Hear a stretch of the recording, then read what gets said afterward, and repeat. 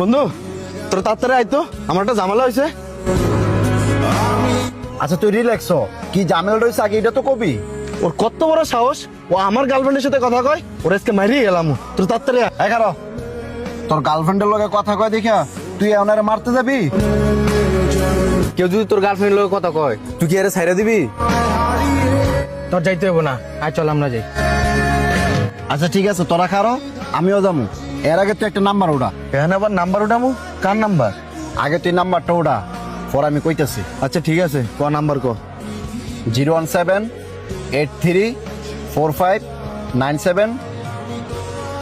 আচ্ছা এবার তো কবি এটা কার নাম্বার? এটা আমার গার্লফ্রেন্ডের নাম্বার, পরিচয় না দেয়া কথা ক। হ্যালো, হ্যালো, কে তুমি?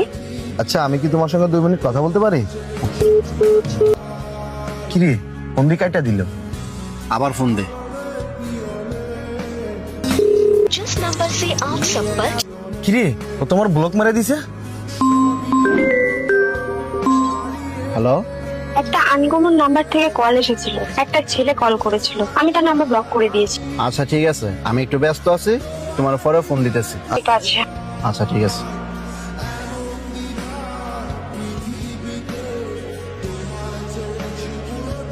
কি বুঝলি বন্ধু, এক হাতে কখনো তালি বাজে না। যেখানে তোর নৌকার তলায় ফোড়া, ওইখানের মাঝে দুষ দিয়ে লাভ কি?